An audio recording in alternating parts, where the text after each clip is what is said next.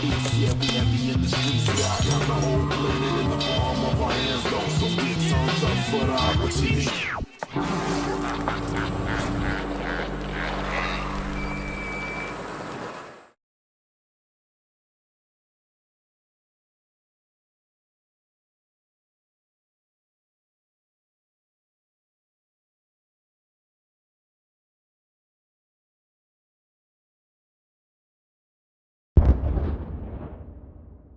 While Nicholas had been busy playing with his new best friend, tensions in Europe had been rising. It just so happened that in 1914, one Archduke Franz Ferdinand of Austria-Hungary went for a drive with the top down in Sarajevo. One thing leads to another, and suddenly Russia found itself at war with half of Europe. A wave of patriotism swept through Russia. The capital was renamed to Petrograd because St. Petersburg sounded a bit too German. Even revolutionaries were getting on board. To them, World War I was a big stinky imperialist war, but they didn't want their big stinky imperialist replaced by a foreign one. So pretty much everyone wanted Russia to win. I hope Russia loses. Geez, read the room, Lenin. Lenin hoped Russia would lose because that would help him overthrow the Tsar. As long as he did that, who cares if Germany blows up half the country? And blow up half the country, they did. An inefficient Tsarist government meant there were shortages of just about everything you need to fight a war. And if losing a teensy-weensy war with Japan upset the people, losing a giant Wyatt war like this was much worse. Soldiers were deserting, the economy was imploding, and in no time, Russia was starving. The peasants were getting more peasanty, the workers were getting more workery, all the while Germany was getting more Germanery. Dmitri, we need to win this war. I need someone with a great military mind to step in and take control. You're right. How about General Hickenlooper? How about me? You can't run the war. Who'll be in charge of the country while you're gone? Obviously, my German wife and a homeless wizard. Duh. Nicholas declared himself commander-in-chief and went to the front lines, leaving his German wife in charge while they were fighting the Germans. It wasn't a good look. And because Alexander was so close to Rasputin, people believed that he was actually calling the shots and secretly destroying Russia, and maybe even boinking her. An even worser look. At this point, a bunch of nobles just couldn't take it anymore. Rasputin is destroying the country. We have to break his magic spell over the Tsar. But how? He's magic. Dude. Very cool. Hey, it's Rasputin. The sexy party is running a little late, but in the meantime, why don't you try one of these totally not poisoned cakes? Dude, why'd you say it like that? He's totally gonna know they're poisoned now. Shut up. I said they're not poisoned. Dude, he just ate so much poison. How is he still alive? It must be the magic. Go with plan B. Is he dead? See, Boris? I told you he was the Antichrist and you didn't believe me. Can you shut up for 1 minute and help me roll him up? Are you sure he's dead? I don't know, but I'm supposed to be hosting a charity auction right now. Can we get this over with? Okay, now he's dead. The murder of Rasputin, just like his life, is shrouded in mystery and speculation. He probably didn't really die like that, but he also probably didn't really heal people. He probably didn't influence the Tsar as much as people thought. He probably wasn't secretly destroying the country. But what he definitely did do, even in his death, was ruin the Tsar's reputation. Russia's autocracy looked more outdated than ever, and the Russian people were taking notice. Come on, men, remember what we're fighting for.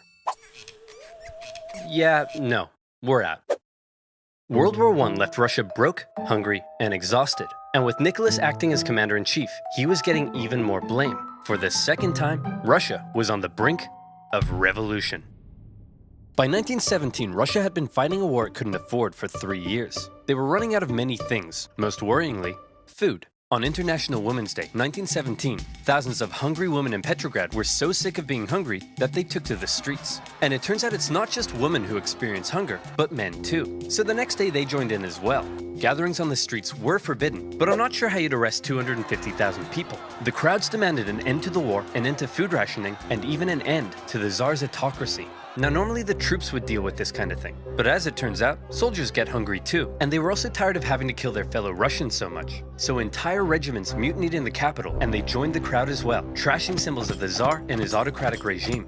Things were escalating very quickly. Liberal politicians watching the riots in the streets had long been dissatisfied with the Tsar, since he would shut their parliament down anytime they did something he didn't like. They believed the only way to bring stability back to the streets was for Nicholas II to abdicate. The riots continued. The police fired on soldiers. Soldiers fired on soldiers. The workers re-established the Petrograd Soviet. Politicians began arresting the Tsar's ministers. He may have been an autocrat, but he just lost complete control of his capital city. Talk about embarrassing. Nicholas, the troops have turned against us. The people have taken over the city. They've even cut my phone line. Hello? Hello? The phones are down. Things must be bad. I'd better go back there. Nicholas hopped on the next train back to Petrograd, but he never made it to the city. His train was met by military generals and other politicians. What's going on? Nicholas, look man, we need to talk. It's not you, it's us. Who am I kidding? No, it's definitely you. During the whole crisis in Petrograd, the liberals convinced the generals that if Nicholas abdicated, the people would calm down, and the generals were on board. They didn't have time to quell the chaos, because don't forget, they were still losing a global, all-encompassing war against the Germans. And with the military no longer on his side, Nicholas had no choice but to step down. Throughout his entire reign, he had done everything he could to keep all the power for himself. And in the end, that's exactly what left him with none. But then there was a big question. Who would replace Nicholas? Well, his son Alexei was next in line. Hey buddy, Daddy couldn't handle the complex socioeconomic problems of a giant multinational, multi-ethnic empire that's engaged in total war with all of Europe. You think you could give it a shot? Alexei just wasn't ready to be Tsar. Nicholas did have a brother, but given the state of the empire, he wasn't keen either. And so, 300 years of Romanov rule in Russia just kind of came to an end. The earlier 1905 revolution hadn't changed much, but this new revolution had left Russia without a Tsar. And still, before the year was over, there would be one more revolution left to come. Nicholas's failure as commander of the armed forces was the final straw that broke the camel's back. Do you think maybe you could have done any better? Well, guess what? It's time to find out in Rise of Kingdoms.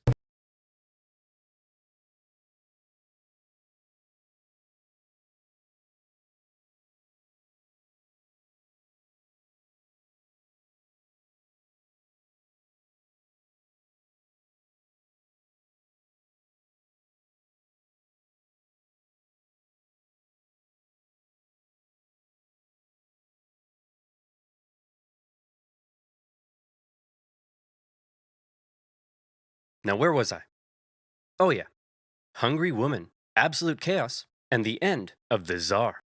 Oh, hey guys, says here there's been a revolution, and the reign of the Tsars has ended. Oh, come on, I missed another one? Why am I even in this video? Well, it's not like you could have done anything. As long as there's a world war, you can't get back to Russia. Who wants to start a revolution? Dang it! Despite getting rid of Nick, Russia was still at war with half of Europe. The Germans, however, had an idea. They thought that if they helped Lenin get back, he would cause trouble for the new Russian government. So they put him on a train, destination, Petrograd. It was a long journey, and while Lenin was cooped up in his train, things in Russia were changing. Workers were taking control of their factories. Soldiers were socking it to their mean old officers. Without a Tsar, a big old power vacuum had opened up, and someone needed to fill it. The liberals proposed they be in charge, and they set up the provisional government. The workers, however, had already begun establishing local Soviets, largely controlled by the social revolutionaries and the Mensheviks. And since neither felt like they had the power to oust the other, Russia ended up in a classic dual power conundrum. The two coexisted, with the provisional government becoming the official government, and the elected Soviets issuing orders to the workers and soldiers. This power balance was delicate, and all it would take is one bold revolutionary to come along and give everyone a big-brained beatdown. Oh boy, Lenin's coming home. I can't wait for him to see all the great things we've accomplished, and I'm gonna show him my fan art. Oh look, here he comes now. Shut up, shut up! You all suck! The provisional government sucks, the Soviet sucks, even your fan art sucks! Why does he have to be so mean? In case you couldn't tell, Lenin wasn't a fan of everything that had been happening. In his April theses, he called the provisional government and the Soviets a bunch of big bourgeois bozos. And he kinda had a point. There was still a lot for the Russian people to be mad about. The provisional government hadn't got Russia out of the war, the people were still hungry, and the peasants were still hoping to get more land. Meanwhile, the Soviets hadn't done much to change things either. But even though they weren't perfect, a lot of people did like what the new government had been doing. There was progress. The secret police were disbanded, the death penalty abolished. They even planned to hold elections, meaning for the first time ever, the Russian people could choose their own government. To many, Lenin seemed like some out-of-touch weirdo. If Lenin wanted to go from whiny irrelevant zero to a hunky communist hero, he'd need to shake things up a bit. So he and the Bolsheviks came up with a hot new slogan that promised to give the people what the provisional government wouldn't. Peace. Don't like war? We'll end it. Land. You want land? We'll give it to you. Bread. Hungry? Scooby-Dooby-Doo. Lenin also called for all power to the Soviets, which meant getting rid of the provisional government and having the Soviets run the place. A communist dream. The people liked these slogans, and bit by bit, the Bolsheviks became more popular. Some Mensheviks even began switching sides. But even though the people thought Lenin's slogans rocked, as long as the provisional government didn't mess up, they'd continue to support it. So let's check in on the provisional government. Oh, provisional government, you've made a big mess. The provisional government lasted for just 9 months, but those 9 months were chaos. The people wanted Russia out of World War I, but Minister of War Alexander Kerensky thought instead of doing that, why not do the exact opposite? If the people saw more Russian victories, they'd have to support the new government, and that went just about as well as you might expect. These heavy defeats worsened the Russian economy and made the hungry people hungrier. And by now, I think you know what comes next. They trashed the place. More looting, more rioting, more violence. It was like the Tsar had never abdicated. Tens of thousands of armed workers took to the streets during some of the worst violence Petrograd had seen yet.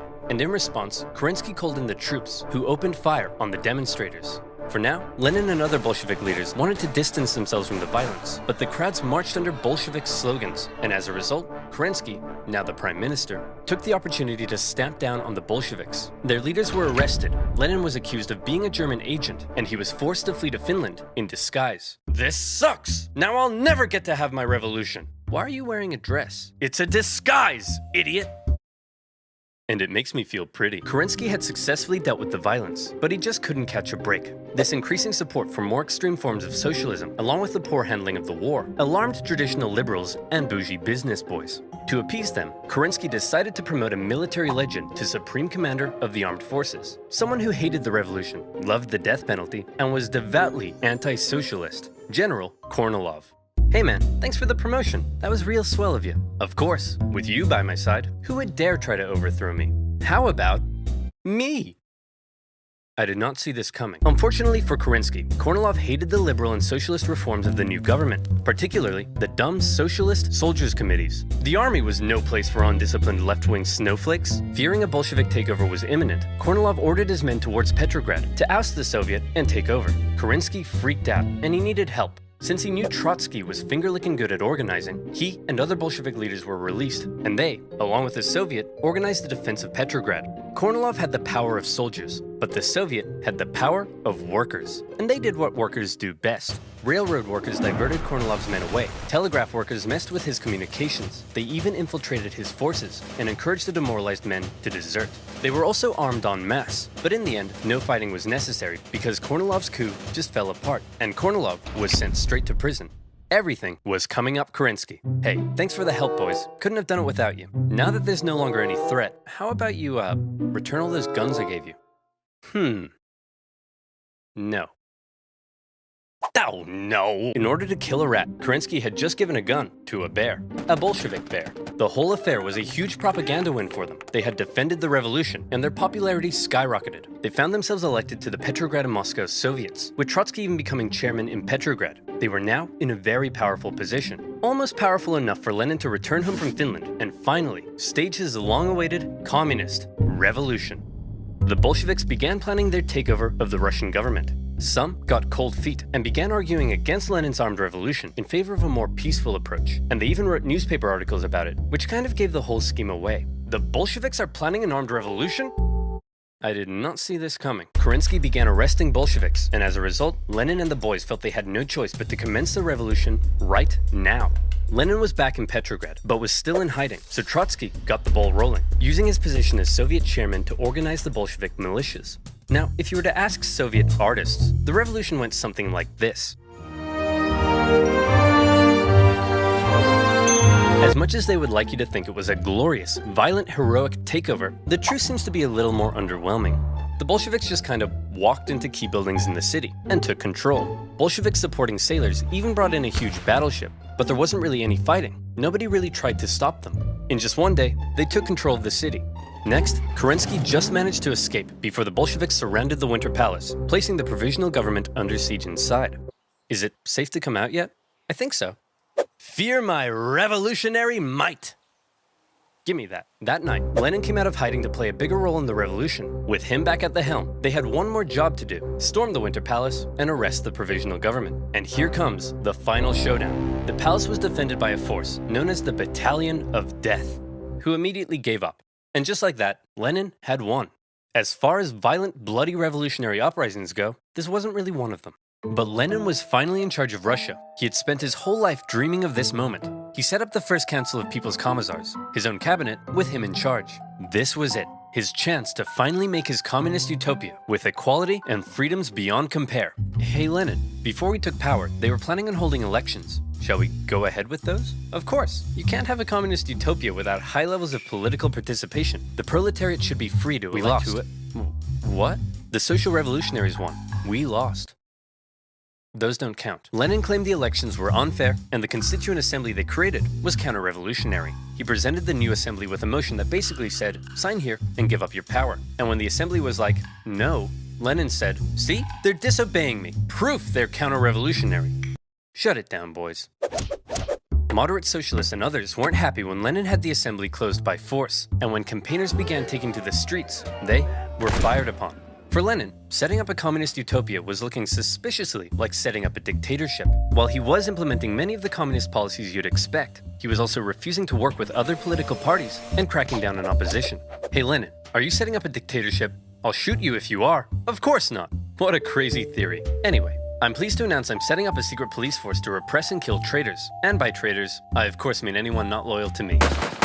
Owie, owie, owie, owie, owie, owie. The assassination attempt made on Lenin's life in August 1918 failed, but in response, the Bolsheviks ramped up their oppression. But while all of this chaos was erupting back home, Lenin and the boys were also distracted by another problem. They were still at war with the Germans, and they had promised to give the people peace. So Lenin made Trotsky Commissar for Foreign Affairs, and sent him off to negotiate a peace deal with the Germans. The Germans offered Trotsky really harsh terms, because they were winning the war. They demanded Russia give up a butt-ton of land, something that would be devastating to the economy. Look, I know it's not great, but I think we have to accept it. Are you insane? This will ruin us. Hey Trotsky, you got a big brain. What do you think? How about no war, no peace? What's that, Mr. Trotsky, sir? It's simple. No war means we'll stop fighting the Germans, but no peace means we won't sign the peace treaty either. Then, when the Germans say we've just stopped fighting, they'll have to leave us alone or something. Trotsky, that's genius! I could kiss you.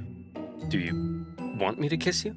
Stop asking me that. Trotsky's no war, no peace plan was a huge success. Oh, wait, no, just kidding.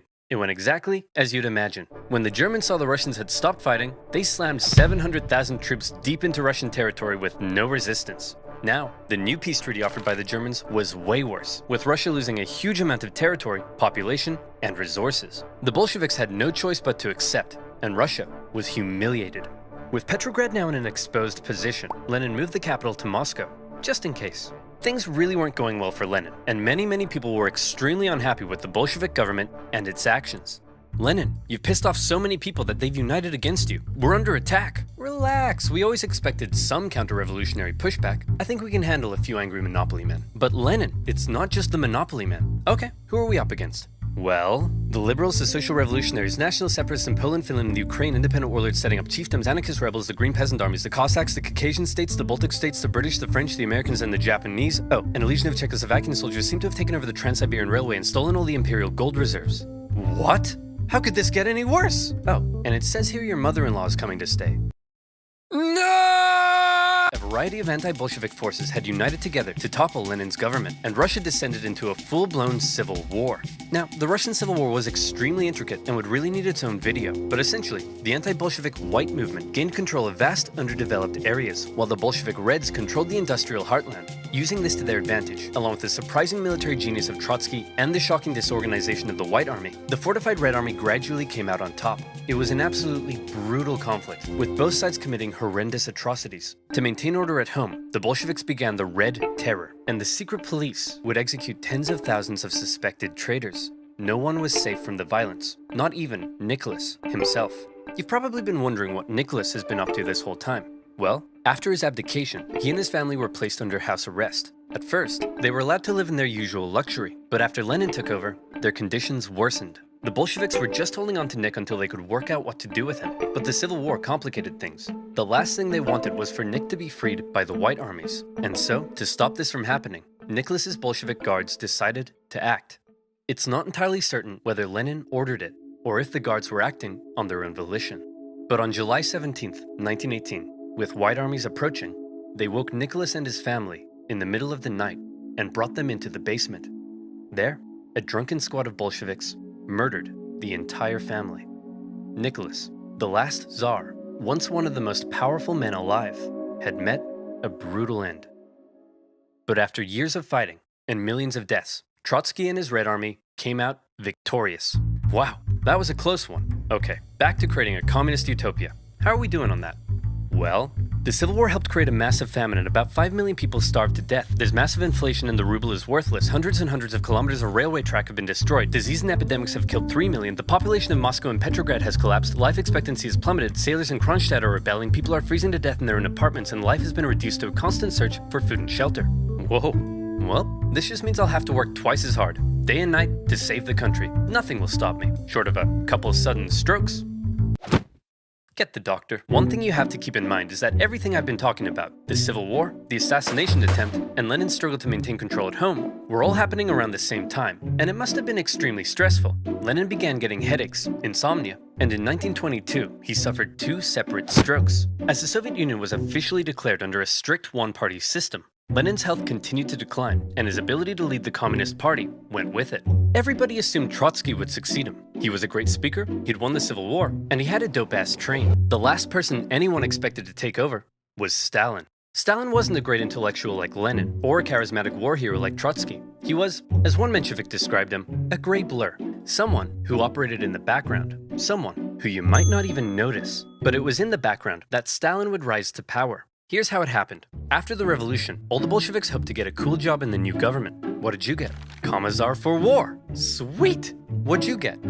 Secretary. Stalin was made general secretary for the Communist Party. It wasn't what he wanted, but Stalin quickly realized that even though it wasn't fancy, it was a powerful position. As secretary, he had the power to give people jobs within the party, so he would give jobs to all of his pals, who in turn would give him their support. The more pals he gave jobs, the more power he got. The more power he got, the more pals he got. Lenin may have been having wall-to-wall strokes, but he was still involved in the party, and he was taking notice. He wasn't a fan of Stalin abusing his position, or insulting his wife to her face. Lenin knew he couldn't let Stalin take over, but by this stage, he was just too sick to fight it. Hey man, tell whoever's in charge of giving people jobs not to let that jerk Stalin become the next leader. By the way, who did I put in charge of giving people jobs? That would be Stalin, sir. Blah. Whoa. Deja vu. Lenin's last wish was to not let Stalin take over, but by the time he died, Stalin was too powerful to remove. He had his remaining opponents arrested or killed. Trotsky was banished and fled to Europe. Eventually, he would be assassinated by Soviet spies in 1940. Our dear comrade Lenin has died. We should have a state funeral. No. Let's mummify him and put him on display so people can look at his dead body forever. That's gross. You're gross. Guards, kill him. Lenin had waited so long to take control in Russia, but he never got to see his communist utopia. His short time in charge was spent dealing with the destroyed Russian economy, World War I, and the Civil War. He was cruel and merciless, but he really did seem to believe communism would make Russia a better place. Stalin, on the other hand, would take the Soviet Union down a different path. If you thought Lenin was a tyrant, well, you ain't seen nothing yet, girl. A secret police state, a rapidly militarizing superpower, led by a paranoid man who deeply distrusted the West, would see the world come to the brink of nuclear annihilation. That's right, I'm talking about